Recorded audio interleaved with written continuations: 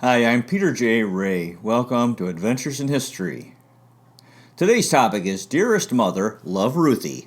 Ruth Smallshaw Ray's Letters to Her Mother, 1947, Part 32. 21A Myrtle Avenue, St. Augustine, Florida, December 23, 1947. My darling mother. Oh, Mommy, it was such a lovely letter that I got from you this morning.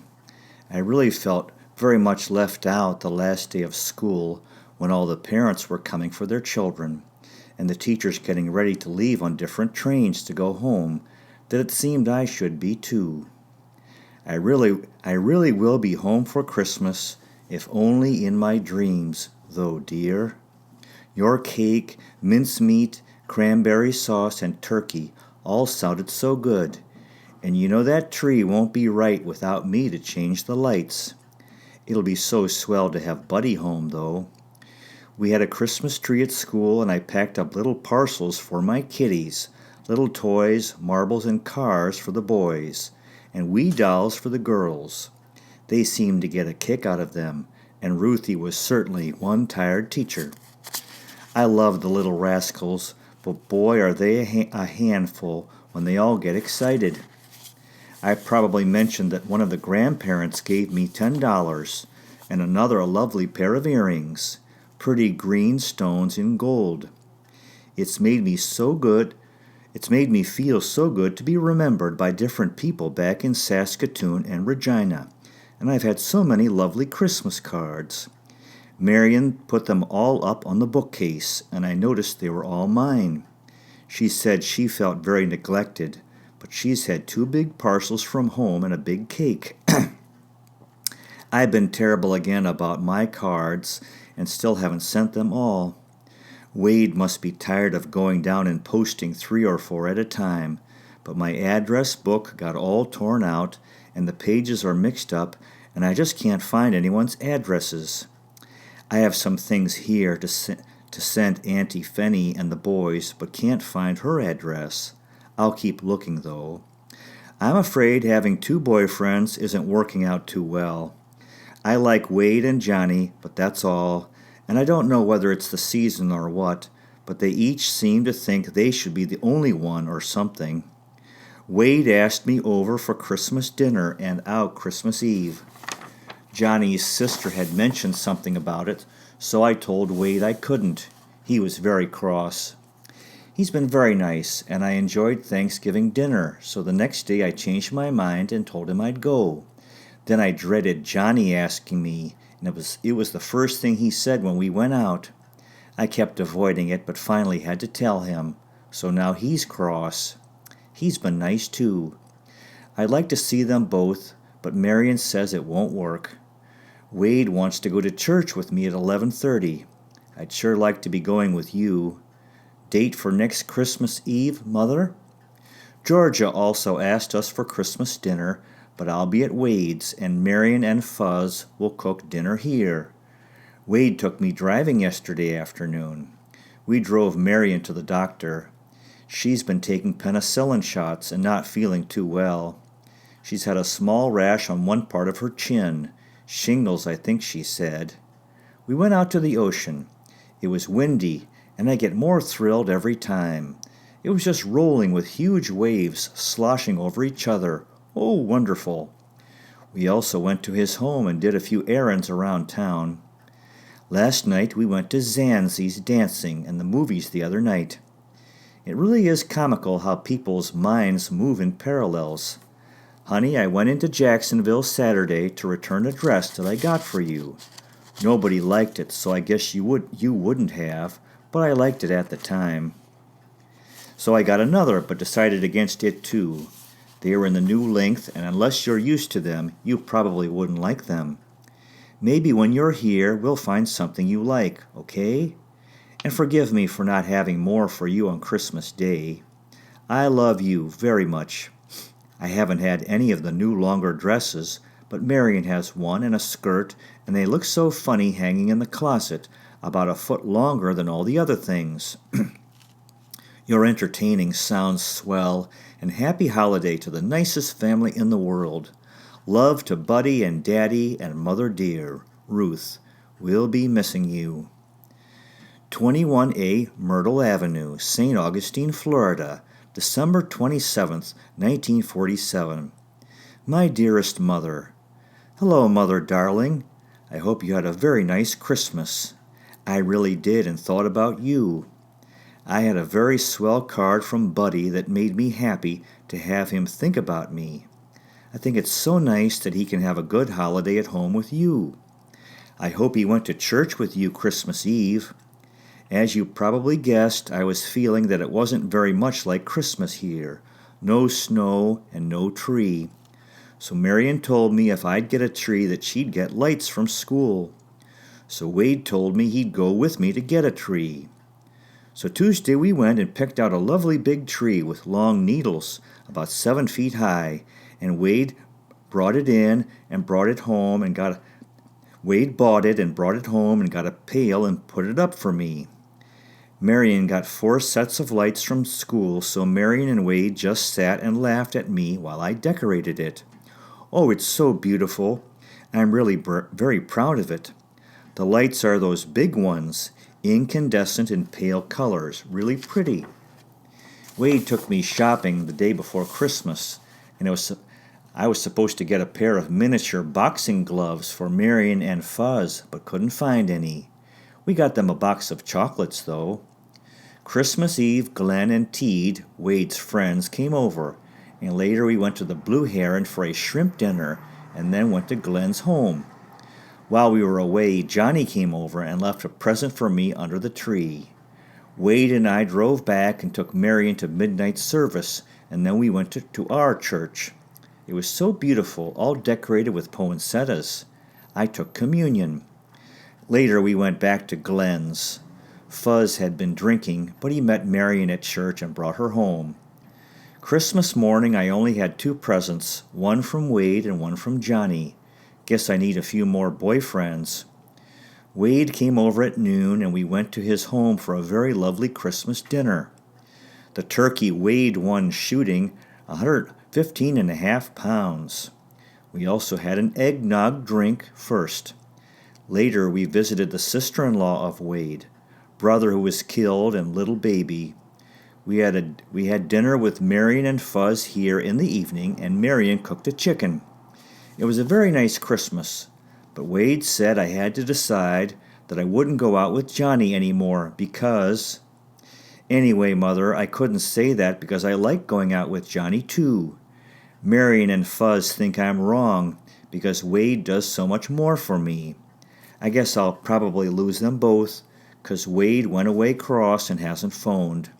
He gave me until Christmas to decide. I don't know why people have to be like that. I really miss him. Sorry I didn't get the manger scene to you, dear, but it was just too heavy to mail. Marion's making cookies, and I must get downtown and mail the little parcels. Happy New Year to you. Love, Ruth. P.S. I had to pack them so they'd be under 8 ounces, so I won't have to declare them. I have to repack some as they're overweight. I hope the little parcels arrive okay. There will be about 16 of them. I sent the first 2 airmail yesterday, and today numbers 9, 5, and 4 airmail. Numbers 14, 3, and 8 went ordinary mail, so you won't get them for a week. I'll send the chest later. I do hope you like it. Later, when the tax goes off, we'll get some you pick out yourself. Congratulations to you both. Love, Ruth. 21A Myrtle Avenue, St. Augustine, Florida, February 22nd, 1948. My dearest Mother, now it's my turn to have missed hearing from you, dear. Marion's mother wrote the other day that she wasn't writing again until she heard from her. Is that what you're doing, or just busy too? Marion had her operation on Friday, so has been in bed all weekend. The hospital was filled up, so she came home. Fuzz has had duty all weekend, so hasn't been in, and it's been a long time for her, I guess. The doctor gave her a local anesthetic and cut the upper part of her leg, and drained the vein and put a couple of stitches in it, so she's had to keep off it. Georgia gave us a couple of tickets to hear Penario, a pianist, Thursday night, so Wade and I went. I went to church, Lenten service first. The concert wasn't so good at the first, but near the end the pieces he played appealed to me much more, and his encores were good, one of his own, and one the Indian fire dance ritual. I really like that type of piece for piano better, although Rubenov's violin was much more inspiring. Friday night, Wade took me to see Bob Hope in Road to Rio. I really got a big kick out of it. Wade's met me after school quite a few afternoons and giving me driving lessons.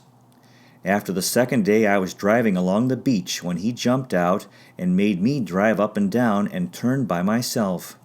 It's supposed to be a secret, so don't tell anyone until I can really drive in traffic, he said. My roses are dead, and I felt so sad, so when he took me to get the groceries and laundry yesterday, I got some gladiola for Marion. Wade bought her a box of chocolates Friday. Too bad I gave up candy for Lent. I decided against giving up movies. Last night, Chuck came over, but Wade wouldn't let him stay. Wouldn't want Fuzz to let anyone stay if I was sick. So Wade, Chuck, and I went to Zanzi's and then to the dance at the beach hotel. Glenn was there with her sister and brother-in-law, so she came to our table. It was a colored orchestra and a Negro tap dancer. I enjoyed it.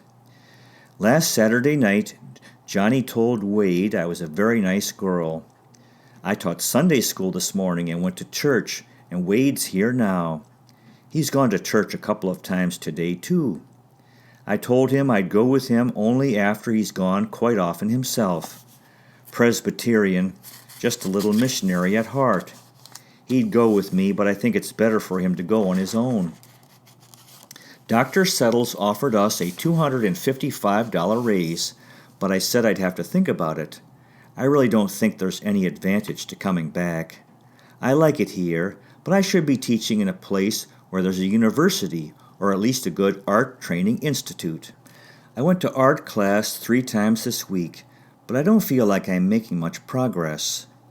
They're all getting after me to get oils, so maybe I should supplement yours.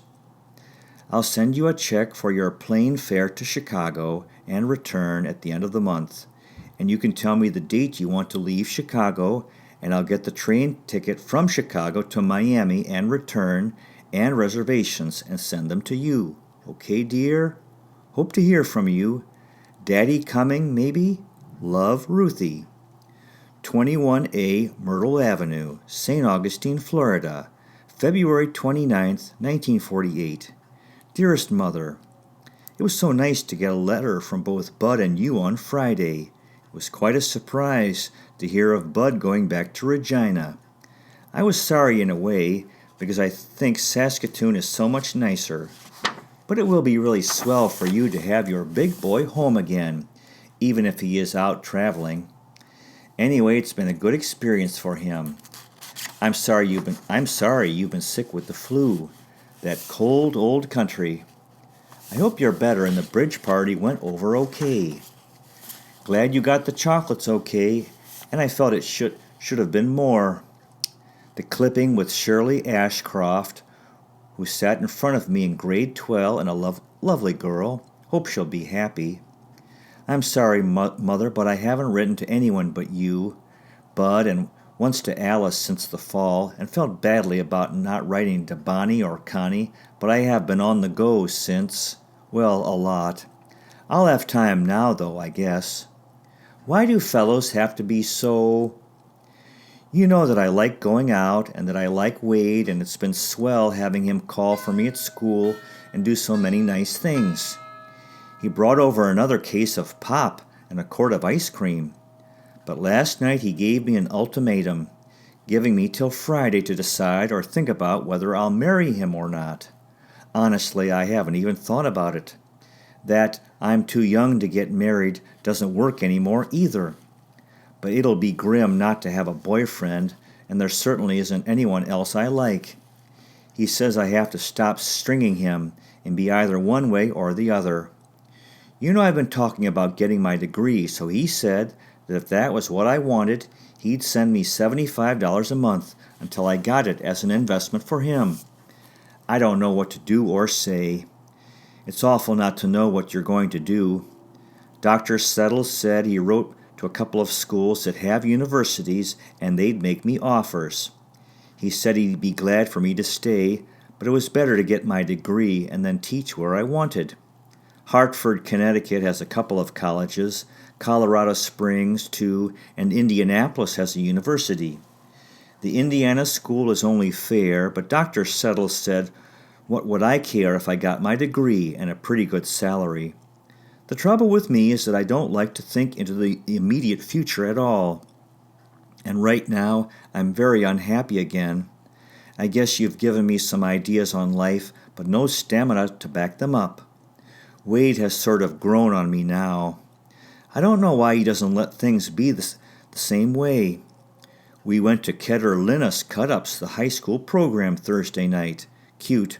And The Secret Life of Walter Mitty Friday and Down to Earth Wednesday. And last night Wade's sister had a party, and we danced, and it was quite nice, about 20 there. His other sister wrote and invited us to Jacksonville for the weekend. I think I'll go to the art club this afternoon. It is quiet here. Fuzz is over. Marion had her operation yesterday. Leg cut in 3 places, an elastic bandage on it, but I think it'll be okay this time. I hope. I went to church this morning. The bishop broadcasted for war relief. It's a lovely day. Please write to me quickly what to do about Wade. I'll send you a check this week. I love you, Ruthie. St. Augustine, Florida, March 4th, 1948. Dear Mother, I've been looking for a letter from you all week, darling, and hope the flu hasn't got you down. Of course, you'll be busy with your bridge. I guess my last letter was rather silly, but I was at a loss as to how to handle the situation. I did go to the art club talk. Jeanette phoned and went with me. She didn't enjoy the talk so much, but we met an artist who mentioned us going to the show. I'd planned on going to church, so did, and they went to the movies. Monday night, Mr. Etter said he'd seen me with this artist. He doesn't think too much of him or his art, nor did I, but I'm so glad Jeanette met him, because her boyfriend went to Miami last summer, and she hasn't had too good a time this fall and winter. After art class, Mr. Etter asked me to go for a drink with him and some others. I've stopped drinking, but went and had some milk and a sandwich. It was nice of him, and Marion said anyone with half an eye would have seen he'd asked me long ago. I didn't enjoy myself, though. I really did miss Wade. Last week at the beach, I stubbed my toe. I wasn't sure if it were broken or sprained. So Tuesday afternoon I went to the hospital to see the doctor. Very rarely either Wade or I walk over that way, but I met him on the street and he was glad to see me. He said he'd been by art class and looked in the window and would have given me a ride home if I'd walked. So we're friends again, and he said maybe I was right about not being serious. But I sure have a dickens of a time trying to keep him off the subject. Last night was Little Theater, and afterwards Wade took his sister and I to the Zanzi's, and he met me after school today and took me shopping. Art class was canceled tonight, I guess. Fuzz and Marion took me down and back. I guess Wade'll find out when he goes for me. He doesn't encourage me to go to my art classes very much.